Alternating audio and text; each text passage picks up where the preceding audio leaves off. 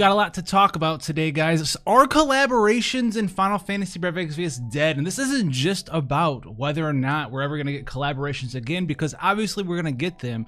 It's more about whether or not you should ever pull on a collaboration ever again based on how they're treated in Final Fantasy Brave Exvius. I want to break this down for you guys. We do have a lot to discuss, but let's get right into it.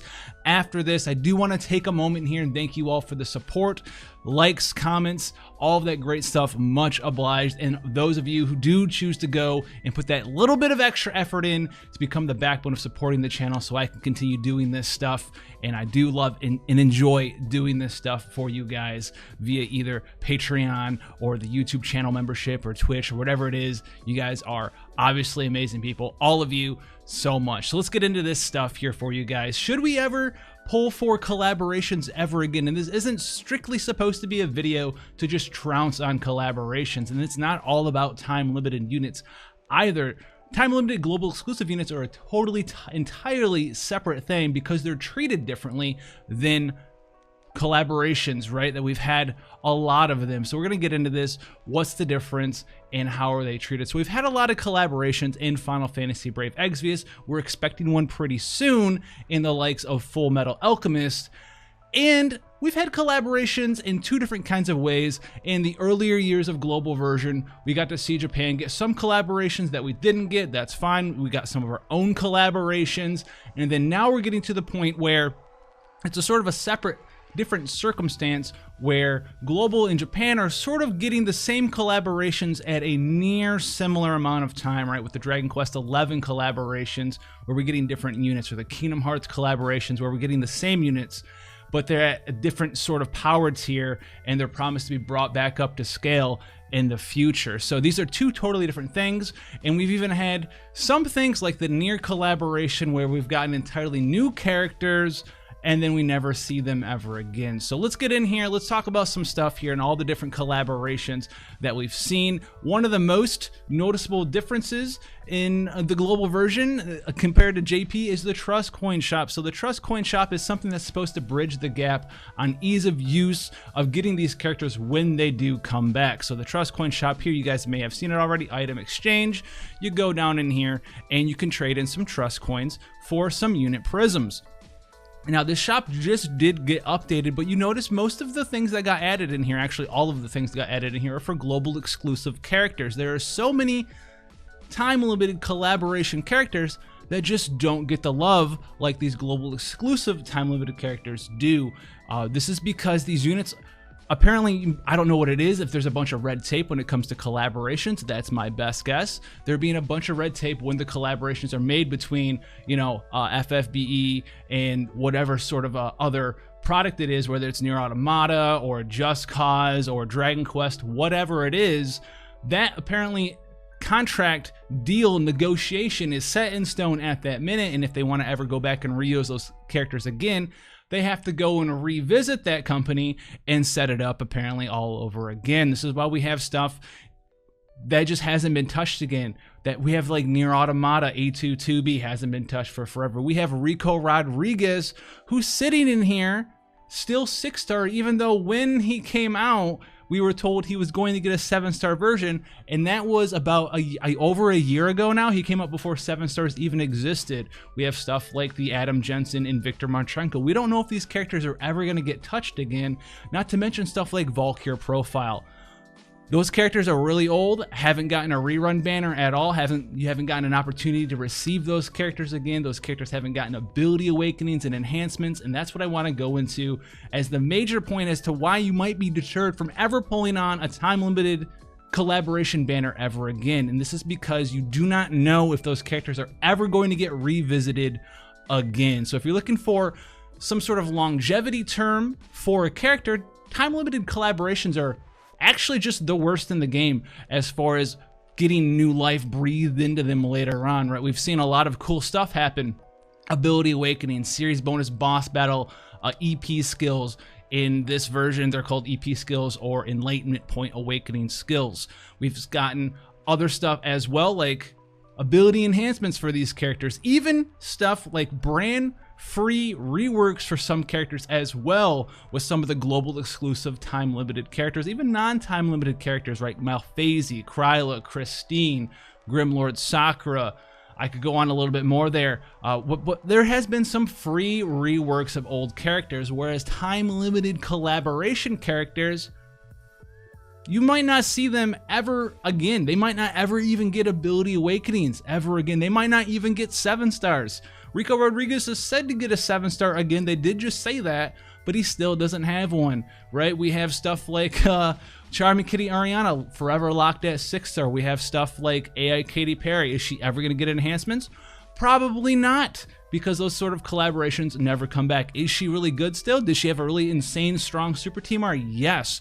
And this leads to the final point as to why you still might want to pull for collaboration characters. And the number one thing is obviously going to be because you love that character, because it is that character. Not because of how that character works in the game, but just because you're a giant fan of that character. If you're a giant fan of Dragon Quest XI, you're going to want to have Dragon Quest XI characters on your account. If you like Edward and Alphonse and Roy Mustang, obviously you're going to be incentivized to pull for that character, which is the main thing when it comes to collaborations. Collaborations are extremely cool in pretty much every game. I love having the ability to play with 2B, etc., etc. Could I use her now? I could. Would she be way weaker than pretty much everything else as far as damage goes? Yes, she is in a special circumstance where you can still use her for a 70% breaker. I understand that argument for you. Flood it in the comments. But look at someone like A2, who's just a damage dealer and wasn't even particularly amazing when she got her 7-star form. She was insanely strong at 6-star. Kind of whatever at 7-star sort of botched it up, and then may never see ability awakenings, enhancements, rework, anything of that nature ever again. They might not ever touch that IP ever again in FFBE. So you're gonna have to weigh these two factors when you're thinking about talking about the different sort of characters you're looking for in Final Fantasy Brave Exvius. You're gonna have to weigh how much you like that character for its character, right? From whatever it is. If you're a huge Full Metal Alchemist fan, go for it. If you're a huge NieR fan, that's going to be something for you, because obviously, as I always say in the channel, you pull for whatever you like, right? If you're looking for stuff that you just like because it's cool, the game's there to have fun. You can always fill in the holes in your party later on. There's so many different units that do so many different things. You can kind of build a party around a couple of your favorite units, and then sort of like a brick wall, you know, get in that brick and mortar, put your first brick there, your favorite character, and then build around it that way as well. You can do that. It takes some time, it takes some effort, and some units are easier to do that than other units. Everyone has their favorite character from a favorite Final Fantasy game or collaboration. But you're gonna have to keep that in mind, because this is how I've been feeling, and I know a lot of you guys out there have been feeling it as well, and I've seen this pop up in the community quite a bit, and we've talked about it in Discord quite a lot, as well as on Twitch. And if you haven't checked out Twitch yet, be sure to get in there and hang out with us when we're streaming on the weekend there, Thursday, Friday, Saturday. For right now, I do want to stream more, but maybe that might not be in the cards quite yet. But I do want to stream more for you guys. It is a fun time out there playing a variety of different stuff. But not to go off track too far, that is something you have to think about when it comes to building your team and pulling for specific characters in Final Fantasy Brave Exvius, because you don't know if those characters are ever going to get revisited. Why spend Lapis if you don't really like that character for the character?